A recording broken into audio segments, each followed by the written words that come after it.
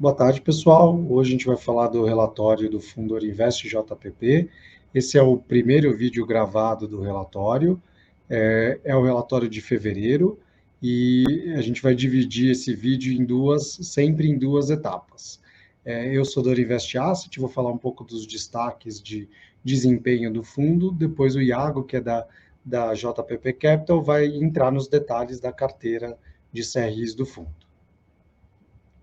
Bom, esse mês a gente teve o resultado da consulta formal, que oficializou a entrada da Orinvest Asset como cogestora do fundo. Esse trabalho de participar do fundo vem sendo feito desde o início do fundo, em conjunto com a JPP. Do ponto de vista de custos do fundo, não altera nada. De todo o nosso processo de investimento, a gente permanece fazendo da mesma forma. De fato, foi só uma formalização dessa cogestão dentro do ambiente do fundo. Tá?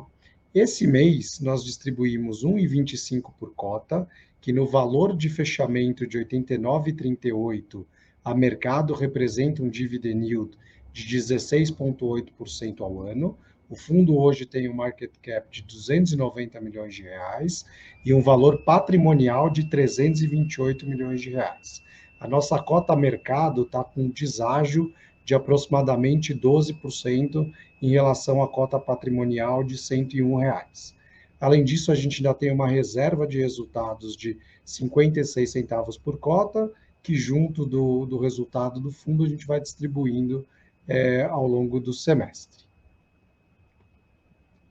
Falando de desempenho, então, esse mês o fundo gerou 1,18 de resultado, sendo que desse valor, 11 centavos vieram de ganho de capital no giro de CRIs e os outros R$ 1,07 proveniente da carteira de crise e renda fixa que ainda tem no fundo. Esse mês o retorno total foi de 1,23% contra 1,06% do IMAB5, que é o nosso benchmark. Falando um pouquinho sobre essa nossa crescente distribuição de dividendo, ela tem muito a ver com a forma como a carteira é contabilizada. A gente já apresentou isso em relatórios passados. Então, conforme os CRIs vão amortizando, a gente tem mais receita de correção monetária sendo liberada ao longo do tempo. Então, essa tendência de resultados crescentes vai se perpetuar por algum tempo, até que a gente encontre novas operações e a dinâmica se repita. Em janeiro, a gente teve um CRI que paga anualmente, isso fez com que o resultado do mês de janeiro fosse bastante alto, esse R$ 1,74, que vocês podem ver no gráfico de baixo da tela, e esse excesso de resultado também está ajudando a gente a liberar mais resultado ao longo do semestre. O volume negociado do fundo tem encontrado aí um ponto de estabilidade de 10 milhões de reais por mês, só que os negócios estão ficando cada vez mais crescentes, o que mostra uma melhora na liquidez do fundo. Agora, para falar da carteira do fundo, o Iago vai apresentar. Bom, pessoal, boa tarde, eu sou o Iago da JPP, falar um pouco aqui sobre a carteira do fundo. O fundo ele terminou o mês de fevereiro com 7% dos recursos em caixa e o restante, 92%, em CRIs e 1% em fundo imobiliário. O fundo tem a carteira do fundo tem uma participação maior de operações ligadas ao setor de incorporação, 46% da carteira, seguido por outros setores como logística, loteamento e shopping, com participações menores. Né?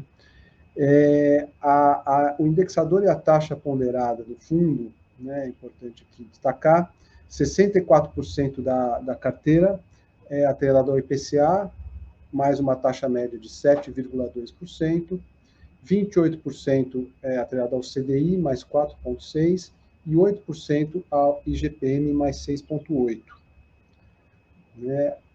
Aqui, nesse gráfico, vocês podem ver a concentração da carteira por devedor em relação ao patrimônio líquido, os 3 principais devedores são a Lote 5, uma loteadora, Minas Brisa, uma incorporadora de Minas Gerais, e a Carvalho Hosking, que também atua no setor de construção. Aqui a composição da carteira, ativo por ativo. A principal movimentação que nós fizemos na carteira no mês de fevereiro foi a compra de 14 milhões do CRI-Elbor. Eu vou falar um pouco sobre essa operação.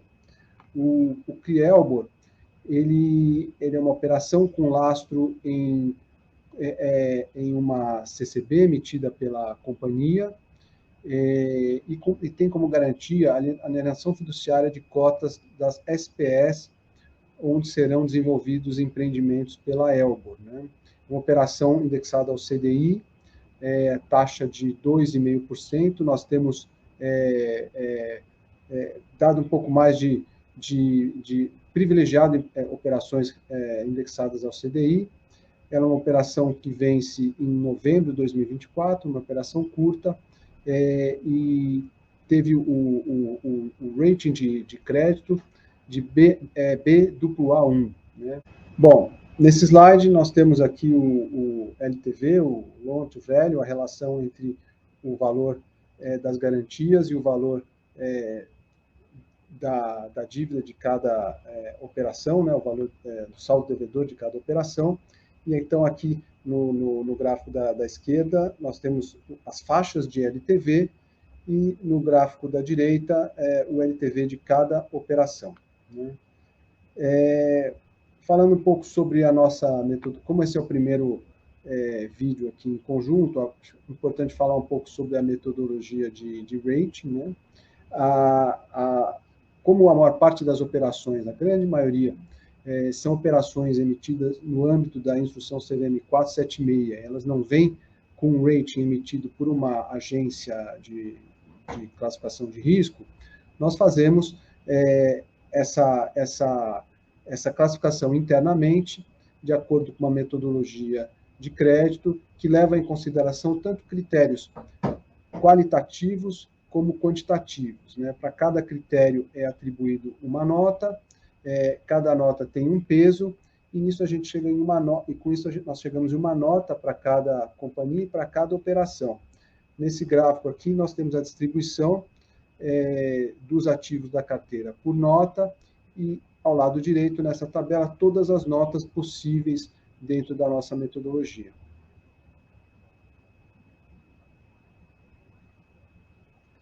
Bom, mais para frente, vocês têm